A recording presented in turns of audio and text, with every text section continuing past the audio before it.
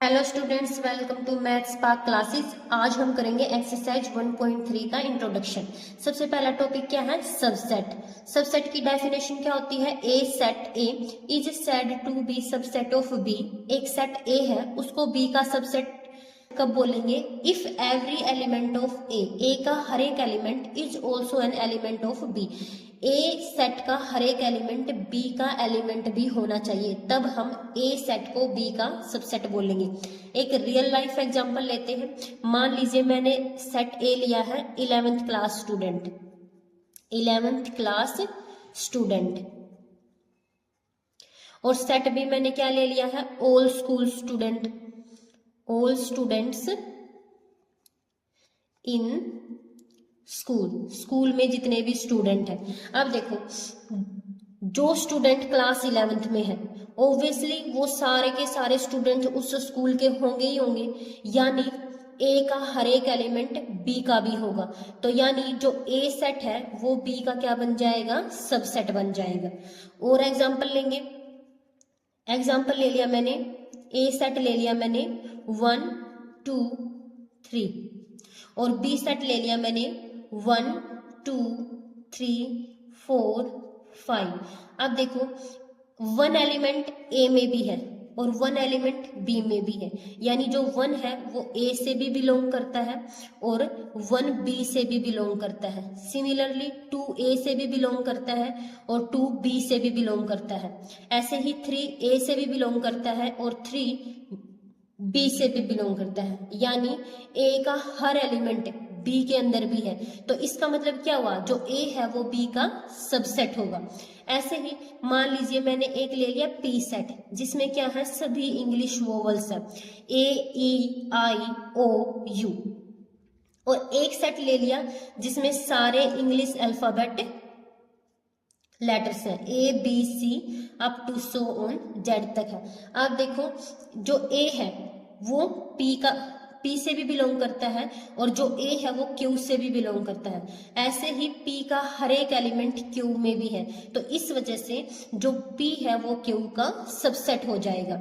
अब सबसेट के लिए हम ये वाला सिंबल यूज करते हैं, जिसका मीनिंग होता है कंटेन्ड, कंटेन्स इन। जिसका मीनिंग क्या होता है? कंटेन्स इन, यानी जो ए है वो कंटेन करता है किसमें? बी में। जो बी है वो किसमें कंटेन्ड है? क्यू में। यानी A is subset of B and B is subset of Q.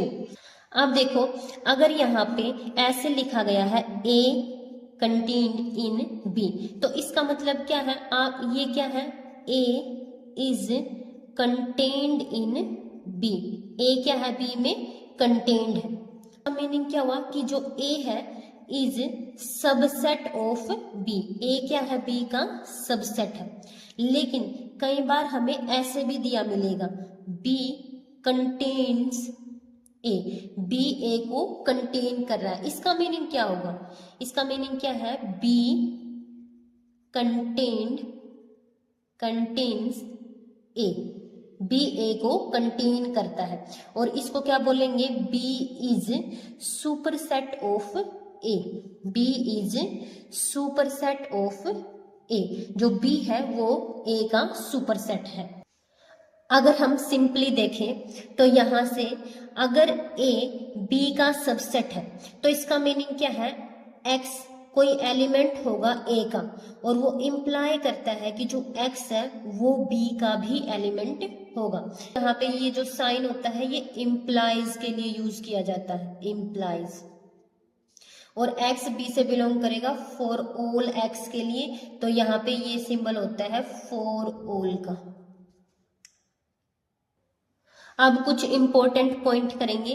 First क्या है? Every set is subset of itself. हर एक सेट अपना खुद का सबसेट जरूर होता है। जैसे मैंने बोला ए सेट है ये, और ए सेट क्या होगा? खुद का सबसेट होगा। मान लीजिए कोई पी सेट है, पी क्या होगा? खुद का सबसेट होगा। उसके बाद empty set is subset of every set.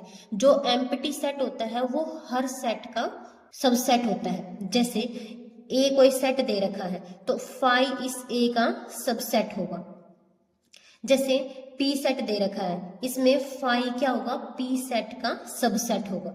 उसके बाद थर्ड क्या कह रखी है, अगर ए बी में कंटेन करेगा, ये मैंने आपको पीछे भी बताया है कि अगर ए बी में कंटेन करेगा तो एक्स एलिमेंट जो ए से बिलोंग करता है वो इंप्लाई करेगा कि जो एक्स एलिमेंट है वो बी से भी बिलोंग करेगा।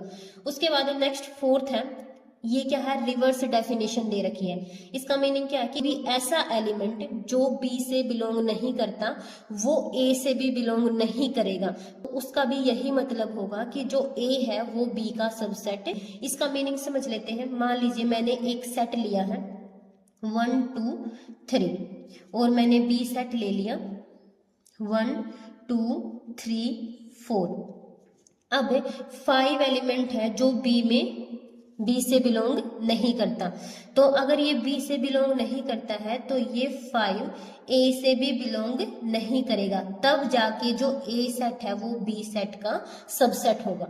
उसके बाद फिफ्थ, अगर ए बी के इक्वल है, ऐसा तभी हो सकता है जब ए बी के अंदर कंटेन करता हो और बी ए के अंदर कंटेन करता हो। यानी मान लीजिए मैंने सेट लिया है ए, वो ले लिया ए बी सी, और मैंने बी सेट लिया है सी बी ए।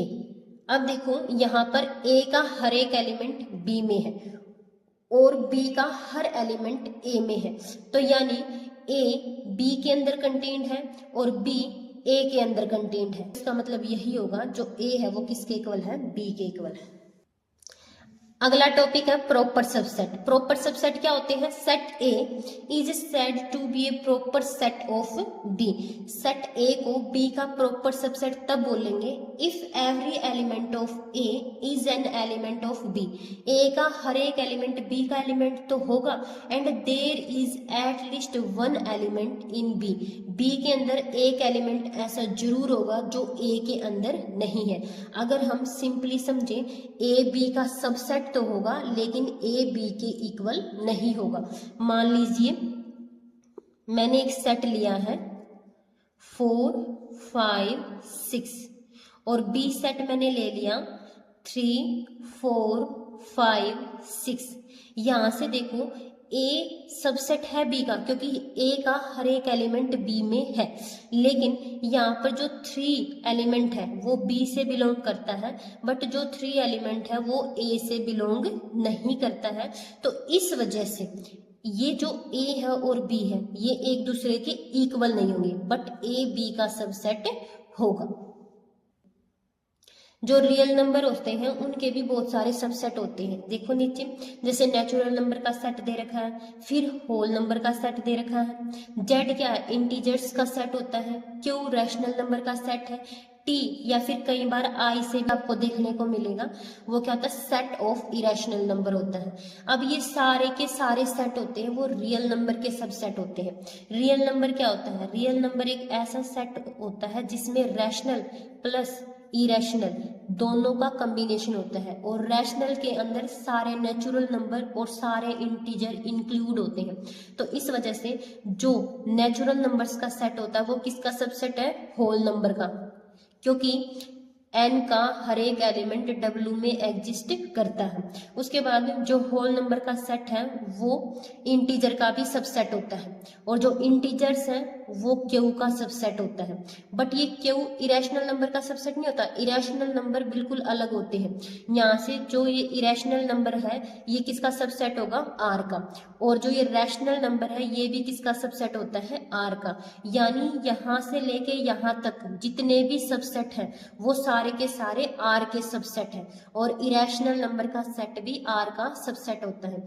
ये सारे के सारे रियल नंबर के सबसेट होते हैं, और ये सबसे छोटा सेट नेचुरल नंबर का सेट होता है, और ये होल नंबर में भी कंटेन्ड होता है, इंटीजर्स में भी कंटेन्ड होता है, रैशनल नंबर में भी कंटेन्ड होता है, और रियल नंबर्स में भी कंटेन्ड होता है। अब देखो आर के कुछ सबसेट इंटरवल की फॉर्म में भी होते हैं।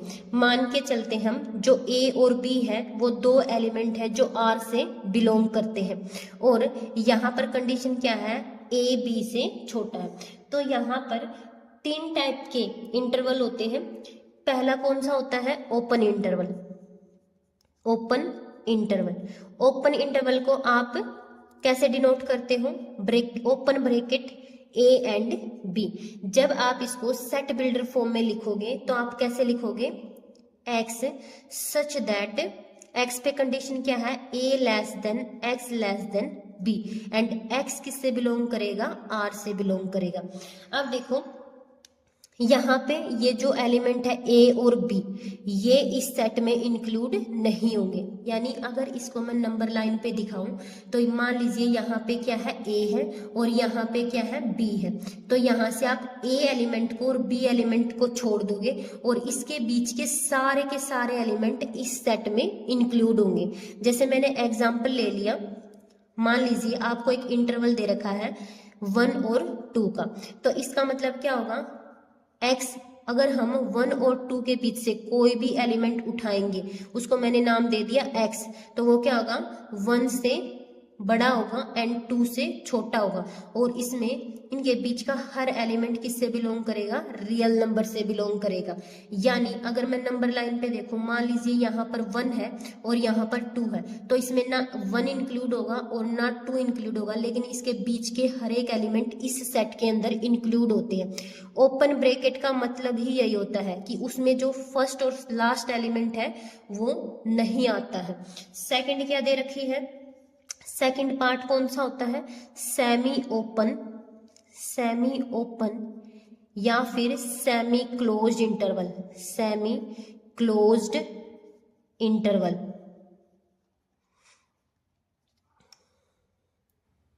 इस इंटरवल में क्या होता है, 2 टाइप्स के इंटरवल होते हैं इसमें। एक तो ये होता है ए की साइड से ओपन ब्रैकेट होती है और बी की साइड से क्लोज ब्रैकेट होती है, और दूसरा क्या होता है, ए की साइड से क्लोज ब्रैकेट होती है और बी की साइड से ओपन ब्रैकेट होती है। इसमें क्या मीनिंग होता है, सेट के अंदर ए इंक्लूड नहीं है, और इसका मतलब क्या है कि इंटरवल में आपका बी इंक्लूड नहीं है। अगर मैं इसकी सेट बिल्डर फॉर्म बनाऊं तो क्या हो जाएगा, एक्स सच दैट, एक्स की कंडीशन क्या रहेगी, एक्स ए से तो बड़ा होगा बट बी से छोटा भी होगा और उसके इक्वल भी होगा, यानी उसमें बी भी इंक्लूड होगा। और यहाँ से एक्स किससे बिलोंग करेगा, आर से बिलोंग करेगा। और यहाँ से जब इसकी सेट बिल्डर फॉर्म बनाओगे तो क्या हो जाएगा, एक्स सच दैट, इस कंडीशन को आप आगे भी लिख सकते हो, X belongs to R and A less than equal to, अब की बार ए इंक्लूड है, एक्स लेस देन बी। अगर हम इसको नंबर लाइन पे दिखाएं तो क्या होगा, यहां से मान लीजिए ये क्या है, ए है और यहाँ पर क्या है, बी है। अब इसमें ए इंक्लूड नहीं है तो इस वजह से यहाँ पर कैसे सर्कल लगाएंगे, होल सर्कल लगाएंगे, और यहाँ पे क्या करेंगे, डार्क सर्कल लगाएंगे। और यहाँ से ए को छोड़कर उससे आगे वाले एलिमेंट और बी को साथ में लेते हुए ये सारे के सारे एलिमेंट इस सेट के अंदर आएंगे।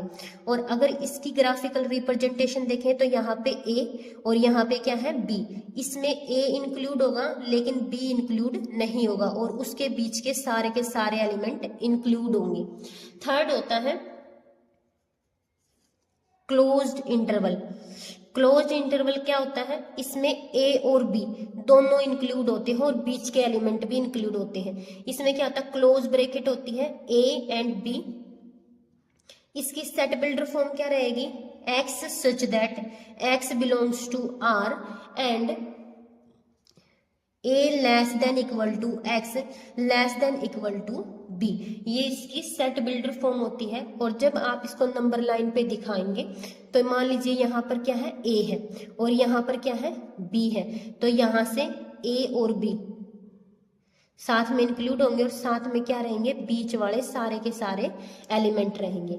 अब एक सबसे इम्पोर्टेंट बात जो जहां पर बच्चे गलती करते हैं, बच्चे क्या सोचते हैं, फर्स्ट एलिमेंट भी पता है और लास्ट एलिमेंट भी पता है, तो इस वजह से ये क्या होगा, फाइनाइट सेट होगा। लेकिन ऐसा नहीं होता, किसी भी इंटरवल के बीच में इनफाइनाइट नंबर ऑफ एलिमेंट्स होते हैं। तो इस वजह से जब इंटरवल आएगा तो इंटरवल में हमेशा इनफाइनाइट नंबर ऑफ एलिमेंट होते हैं, इनफाइनाइट नंबर ऑफ एलिमेंट्स कितने होते हैं, इनफाइनाइट होते हैं। इंटरवल के अंदर हमेशा इनफाइनाइट नंबर ऑफ एलिमेंट होते हैं। अब हम लेंथ ऑफ इंटरवल देखेंगे। Length of interval. इंटरवल की लेंथ क्या होती है?